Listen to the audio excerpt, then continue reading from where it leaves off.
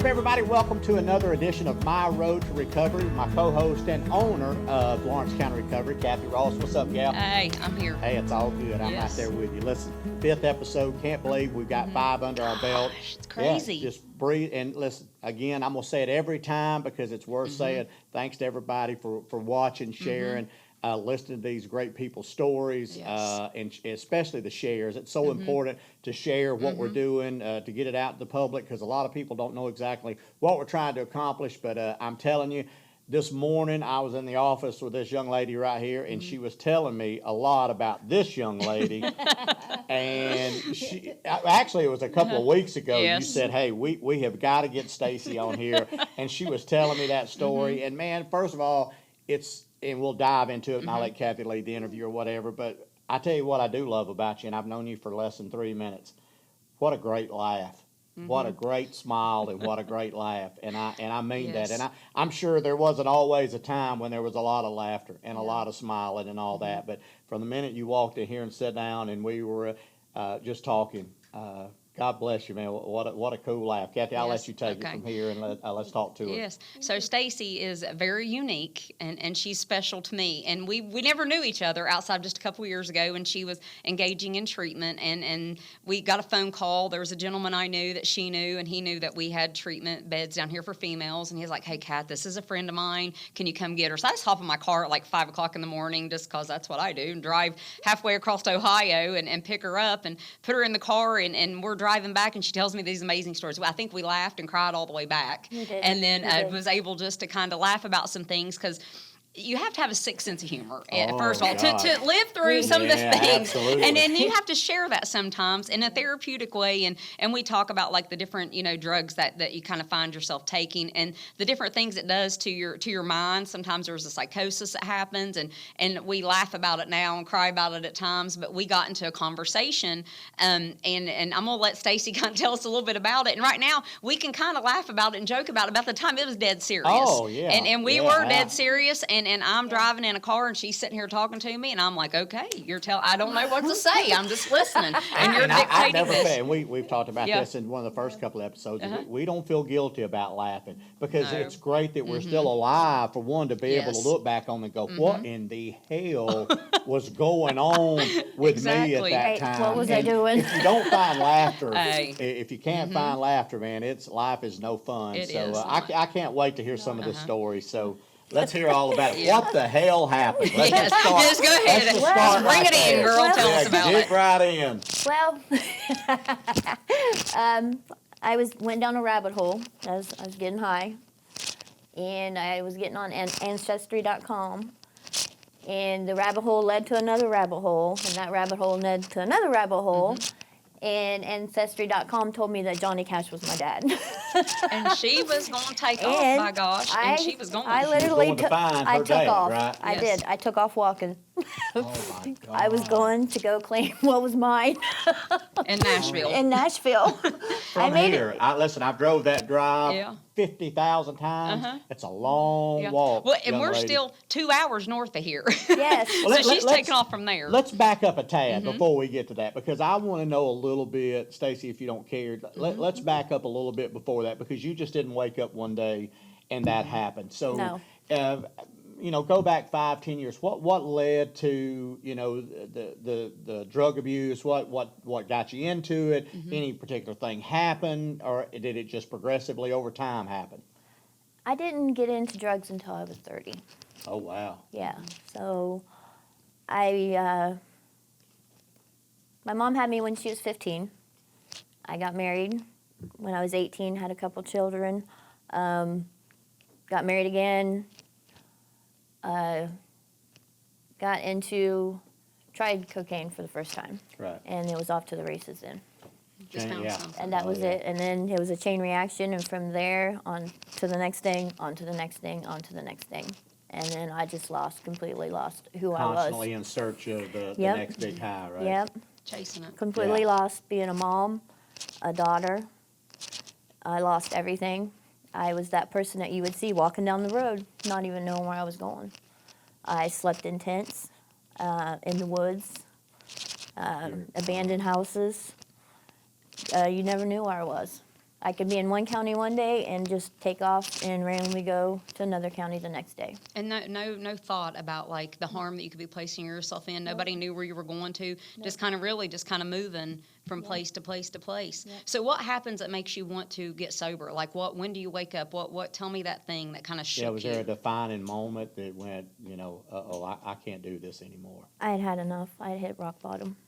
I was, the defining moment was I went into the woods, laid beside a creek in the middle of winter, asking God to take me, and I woke up. So that was my defining moment. You knew it just wasn't your time. No, no, and I got tired of being tired.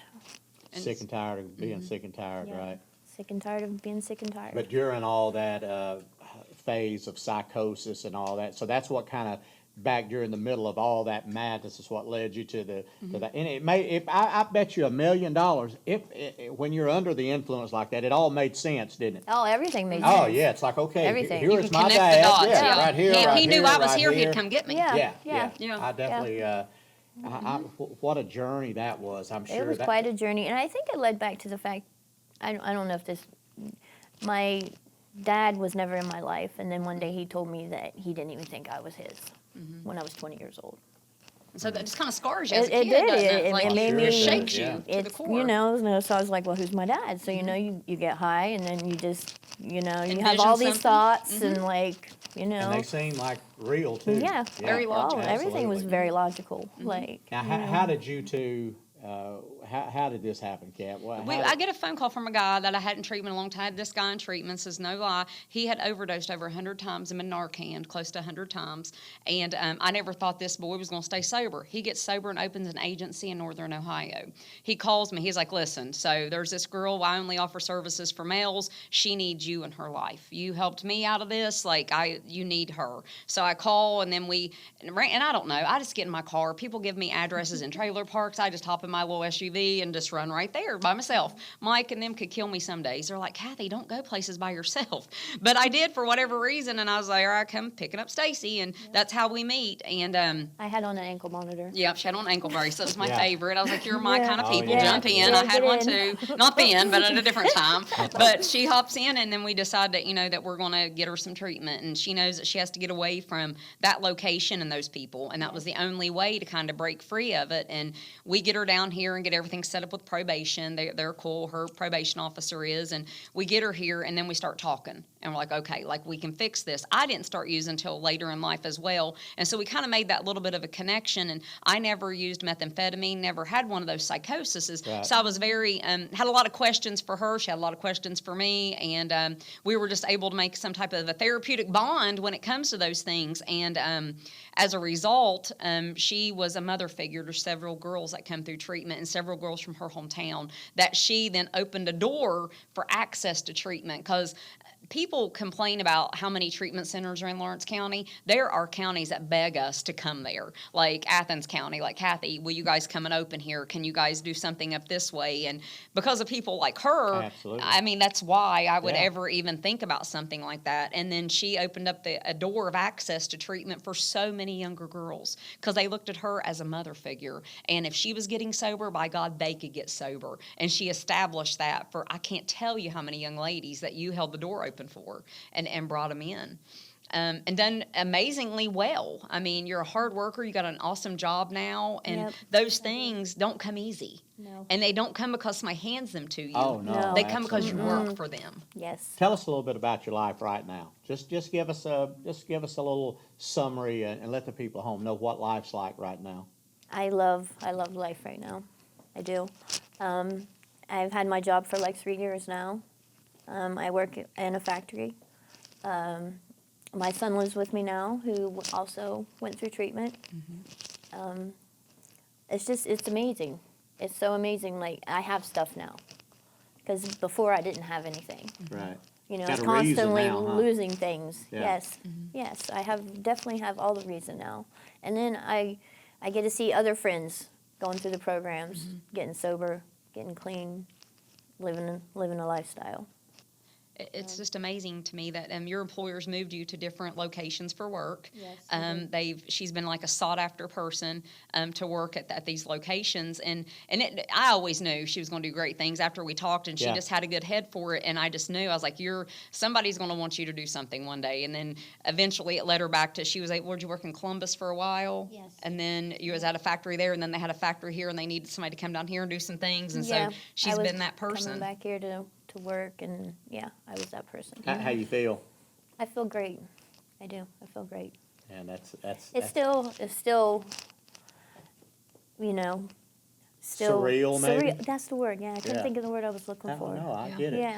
Yeah, yeah. And that's okay too. I think Yeah. it's I don't think there's anything real with surreal moments. You know, sometimes you have to just sit back and go, is this really happening? I mean, am I really clean and sober and got my stuff together? And you know what? I deserve this. Yeah. And don't ever feel guilty. Yeah, Never. don't ever feel guilty. You know, you've been through immortal hell. I mean, I can't even. That's one of those things where I can't even fathom. And It's to a be lot. able to come out on the other side with help, you know, like the Recovery St. Lawrence County Recovery's offered and gave you, but you have to want it too. You do. know, we can sit here and Yeah. shovel it down your throat day in and day out, but if you don't want it, you're gonna throw it back up. I mean, It's true. Yes. I guess Oh, that's yes. a good analogy I to think, use. and sometimes whenever you are outliving the people around you, it's hard. You have like a survivor's guilt, and we've seen a lot of people that have passed away at the hands of substance or that surrounded substance use, and sometimes that survivor's remorse and guilt, you're wondering, what am I doing so different that I'm able to make Yeah. it? And I Yeah. know that Yeah. you've had those challenges as well, and then Yes. you've been able to kind of still yet not return to the drug, pull yourself up and do this Right. again. Yes. Like you have, and I just have to take a moment and tell you how amazing that looks and just how tremendous it is, because there's people out there that don't think they can do it once or twice, and you've done it several times. Yes. And I commend you